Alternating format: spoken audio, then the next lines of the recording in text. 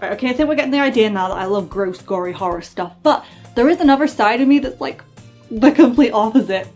That loves kawaii, fluffy, sparkly anime eyes.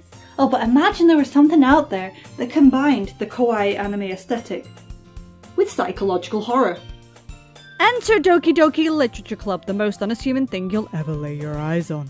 Just recently it was ported onto consoles, so I've finally got a chance to experience this for myself. I've always been intrigued by the premise and heard numerous positive things about it, so seeing it for pre-order on Nintendo eShop was an invitation for me to part with my money. The console version is known as Doki Doki Literature Club Plus. It's the same core game, but it also includes 6 side stories, whilst not related to the main game, build more lore around the club and its members. Well, this music is awfully cheery. What? So we take control of me, I guess, as we walk to school with our neighbour and lifelong friend Sayori. Later that day, she convinces us to trial out the club she's vice president of because we still haven't joined anything. With much hesitation and a touch of bribery in the form of cupcakes, we decide to take a look. That club being the titular Literature Club. That is so hard to say. Titular Literature.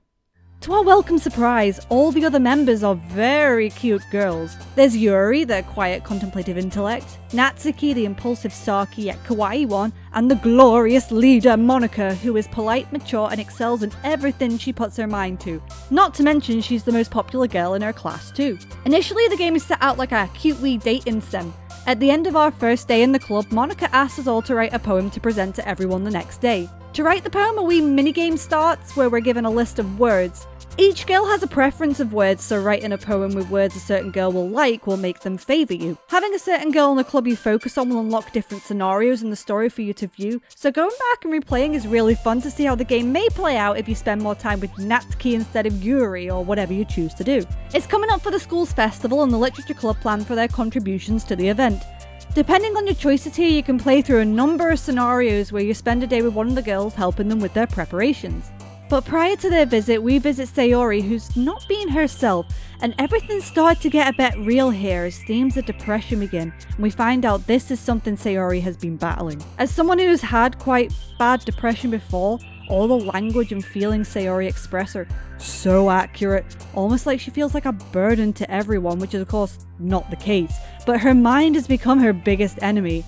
I started to feel really bad for her, and I felt guilty because I'd been focusing all my attention on Yuri and not spending time with Sayori, that time that could have potentially helped her situation. It's not longer after this that Sayori confesses her love, and you have 2 options: accept it and become a couple, or deny it.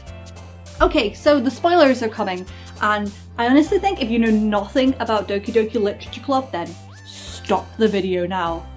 There is some good shit coming up, and I'd hate to be the one to ruin the surprise if you're even remotely interested in this game. Regardless of your interactions throughout the game so far, the outcome will always be the same here. Sayori is not at school and we read a poem she has written. That's when we realise something is seriously wrong. We run back to her house to find her dead. Like, I knew enough about this game to know this was coming, but fuck me, it just happens. And it's awful and upsetting. And it marks a drastic tonal shift in the game, and everything just goes completely mad. And then there's an error message too, which just makes the scenario even stranger. And this, my friends, is only the start of our journey. The game ends and we go back to the main menu screen, but this time Sayori's been replaced with a glitched out image, and the new game option also appears all glitchy. Still functions the same though, and starting a new game will play out the original events but without Sayori, like she didn't even exist in the first place. This is the real gameplay now. Like, the weird stuff that happens is a huge juxtaposition on not only the aesthetics but the original tone of the game too, which makes every strange encounter feel that much more surreal. The game catches you off guard constantly with fourth wall breaks with various different glitches like music cutting out, text being scrambled. Sometimes Monika's sprite appears in front of the text boxes, and it all feels staged to try and get you to pay attention to Monika. My favourite bit concerning this was when you have the option of which girl to help with the festival prep, and the cursor keeps gravitating to the Monika option, and if you don't pick her then the screen just becomes covered in one option to choose, and she delights when you choose her despite having no other choice. It was all so weird. Characters start acting a little different too, a bit more aggressive or more unhinged, almost obsessive in Yuri's case. She gets her crazy eyes on, which leads to another shocking death scene, and I'm like, whoa, Yuri, what the fuck? And I already said there was a spoiler warning, but now there's like a mega spoiler warning for the ending because I don't want anyone to get angry at me. After Yuri's death, Monika seems surprisingly nonchalant and casually brings up a script box and deletes Yuri and Natsuki from the game. She then alters the whole game to just be about her. Monika has in fact become sentient and has fallen in love with you, the player, trying to alter the game and the nature of the other characters to make them disappear, like making Sayori more depressed and Yuri more volatile. She hates that these characters have been created with the sole purpose to fall in love with us as the player. It's just you and her together. Even if you close the game and start it back up, she'll still be there and comment on what just happened, saying it felt like a dream. She'll even bring up the poem minigame, which has been corrupted due to a heavy alteration of the base game, with only various misspellings of Monika to pick from. She'll continue to just talk to you, occasionally stopping just to watch you.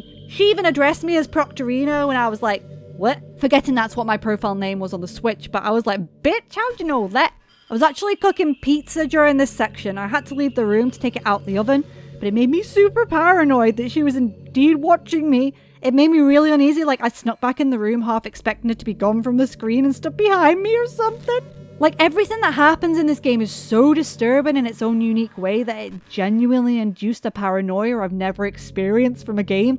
Like, I'm still not sure if what happened was programmed or Monika genuinely is sentient. Like, what is up? What is down? I don't know anymore. Anyway, the only way to get out of this endless cycle of spending time with Monika is to do what she did to the other girls and delete her. Starting up the game is almost like starting up a computer, and on the main screen is an option called Files. Inside are all sorts of fourth wall breaks, notes developers have made, and emails or something. I found Sayori's word preferences too, and here is a character folder and an option to delete the characters.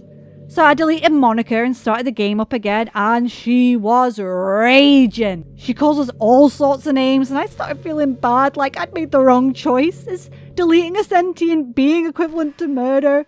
But she accepts her fate and admits feeling guilty about the whole ordeal.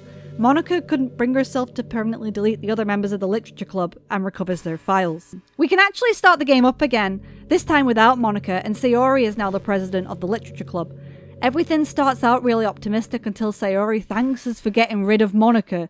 Now that she's the president, she's gained Monika's memories and basically tries to pull the same shit as she did. But Monika still has a presence and deletes everything, knowing the club can't bring any happiness. Although it seems the game is gone, going into the files gives us access to a reset which restores the game back to how it originally was, basically setting up for a new game. This is if you want to go back through again and experience different scenarios and get the other more positive ending you can get from unlocking all the pictures of the girls. Going back in with the knowledge of what Monika is really changes your perspective and shows how smart the game is, like references I might not have gotten the first time around. I wrote a poem with preferences for Natsuki's words and got accused of cheating by Monika for knowing her taste too early, and I was like, I get that. Everything here manipulates how you believe media can be presented, how expectation counts for nothing but also everything, how horror doesn't need to be ghosts and monsters to be scary, and by being one of the most inventive games that I've experienced, it has certainly changed the way I think about horror, and it's a game that's going to stay with me forever. So I mentioned at the start, with this being a console version of the game, we have a few additions here not on the original release. 6 side stories can be unlocked by writing appealing poems for all of the girls, each story being presented in 2 parts. They go more into the backstory of the club and how it was founded before Monika gained her sentience. They mostly focus on the relationships between 2 of the club members at a time and how they all became friends. It was really interesting to see how it all began, and I gained some context to these characters rather than being a complete outsider. And it's not too tedious unlocking all of these too, as a run through won't take too much time at all to complete. Plus you can skip through any dialogue you've already seen to not make subsequent playthroughs too repetitive. What is game? How is life? Where is Monika? I hyped this up in my own head and it did not let me down at all. I'm still not 100% convinced that what happened was fiction. It really messed me up. It's like the Toy Story of psychological horror. But even the stuff that happened to the girls was enough to be unsettling by itself without the Monika stuff. This really is a quirky and individual escapade that had me completely enthralled. It's remarkable and unparalleled in its experience and scares. I genuinely have no idea how people have the imagination to come up with this stuff. It is phenomenal and I love it. Hey kids, I hope you enjoyed me going on about how great everything is and the like. If anyone knows any more games that mess with your head like this, I'd love some recommendations because this was good shit. Don't forget to like and subscribe and follow me on Instagram and Twitter, links down below, blah blah blah. I will see you next time guys, goodbye.